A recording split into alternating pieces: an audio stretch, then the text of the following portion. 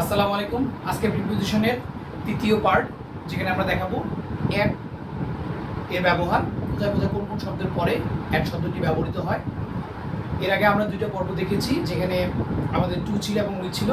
তো তারই ধারাবাহিকতায় আজকে আমাদের তৃতীয় পর্বের প্রিপোজিশন অ্যাট কোথায় কোথায় বসে।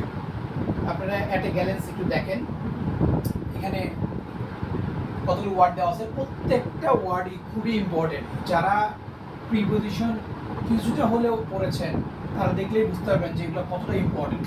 যেমন দেখেন, কোনো কিছুতে আপনি যদি দক্ষ অদক্ষ হন, তাহলে সেই ক্ষেত্রে আপনি ব্যবহার করবেন, দক্ষ হলে ব্যবহার করবেন গুড অ্যাট, আর যদি অদক্ষ হয় তাহলে সেক্ষেত্রে ব্যবহার করতে হয় ব্যাড অ্যাট।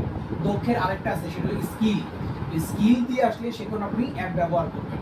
ওকে, তারপর দেখুন অ্যাংরি অ্যাট, কোনো বিষয়ে আপনি রাগান্ন, সেখানে আপনি ব্যবহার করবেন অ্যাংরি অ্যাট, রাগান্বিত। শকড অ্যাট, কোনো একটা খবর শুনে আপনি শক হয়ে গেছেন, সেই জায়গায় আপনি দিবেন at, shocked at. Expert at, expert, কোনো কিছুতে আপনি পারদর্শী, সেখানে হবে expert at.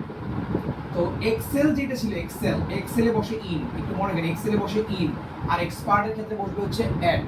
Good at, bad at, expert at, skill at. তারপর দেখুন লাফড অ্যাট, মানে কোনো কিছু কেউ যদি উপহাস করে সেক্ষেত্রে লাফড অ্যাট ব্যবহৃত হয়। এরপরে হচ্ছে স্টেয়ার অ্যাট, আপনি এক দৃষ্টিতে কোনো দিকে তাকিয়ে থাকলে সেটাকে আমরা বলি স্টেয়ার। তো স্টেয়ার ওয়ার্ডটার সাথেও অ্যাট ব্যবহৃত হয়। গ্ল্যান্স অ্যাট, এক ঝলক, যেটা আমি প্রথমে বললাম যে অ্যাট এ গ্ল্যান্স আপনি একটু দেখে নেন, সো ওইটা হচ্ছে এটা গ্ল্যান্স অ্যাট। পরে হচ্ছে এইম অ্যাট, লক্ষ্য, এইম অ্যাট। অ্যানয়েড অ্যাট, মানে বিরক্ত যেটা, সেক্ষেত্রেও আপনি অ্যাট ব্যবহার করবেন। এই যে কতগুলো অ্যাড দেখলাম, প্রত্যেকটা অ্যাড খুবই ইম্পর্টেন্ট। ইনশাল্লাহ এগুলো মুখস্থ করবেন। আশা করি অ্যাড নিয়ে আপনাদের ঝামেলা আর থাকবে না।